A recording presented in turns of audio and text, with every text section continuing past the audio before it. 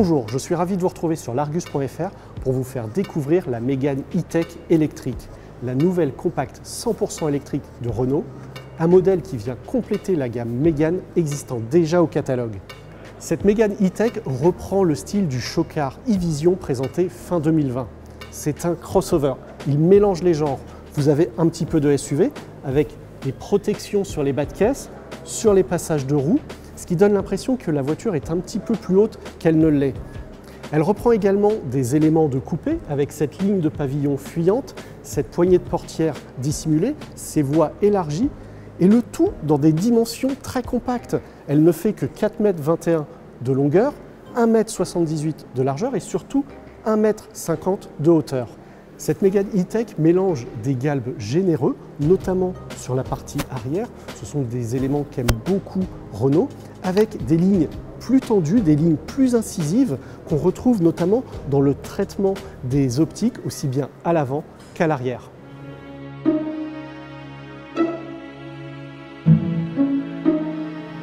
La présentation intérieure de cette Mégane E-Tech fait la part belle aux écrans, avec un système en forme de L, associant une dalle numérique de 12,3 pouces pour les compteurs, à un écran tactile pouvant aller jusqu'à 12 pouces pour le système d'infodivertissement. Alors, ce système a été développé en partenariat avec Google. Donc, vous retrouvez les applications Google, comme la navigation Google Maps ou encore le Google Assistant, qui vous permettra de faire office de reconnaissance vocale.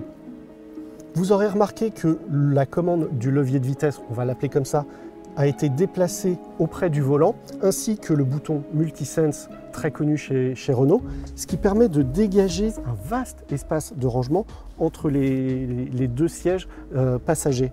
Vous avez à l'intérieur de cette Mégane E-Tech jusqu'à 30 litres de rangement. Et si vous regardez en plus dans les bacs des contreportes, vous avez de la feutrine, ce qui montre également une volonté de monter en gamme de la part de Renault.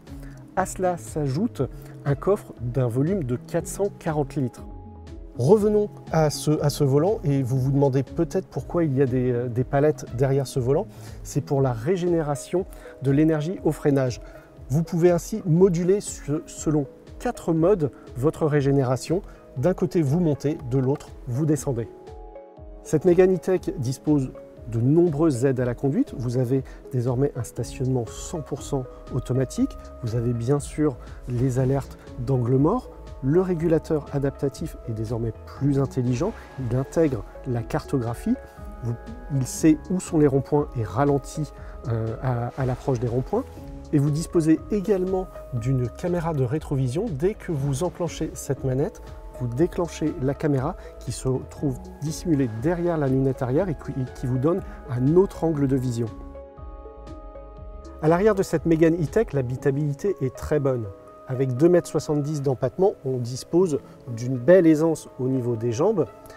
La garde au toit est plutôt correcte au vu de la ligne fuyante du pavillon. En revanche, les caves à pied sont beaucoup trop justes, elles sont même quasiment inexistantes si le siège avant est au plus bas. Les assises sont assez longues, en revanche, elles soutiennent assez peu sous les cuisses. Le bon point, c'est la place centrale qui n'est plus une punition grâce à l'absence totale de tunnel de servitude. Et en plus, l'assise comme le dossier sont à peine plus fermes que les autres sièges.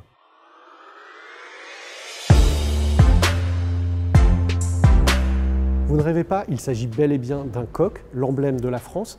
Cette Mégane E-Tech électrique sera fabriquée à Douai dans les Hauts-de-France avec d'autres modèles dans le futur reposant sur cette plateforme CMF EV, une plateforme spécifiquement développée par l'alliance Renault-Nissan pour les modèles électriques. Elle permet de disposer de 2 batteries au choix, 2 batteries très fines, l'une de 40 kWh offrant jusqu'à 300 km d'autonomie, l'autre de 60 kWh pouvant aller jusqu'à 450 km d'autonomie.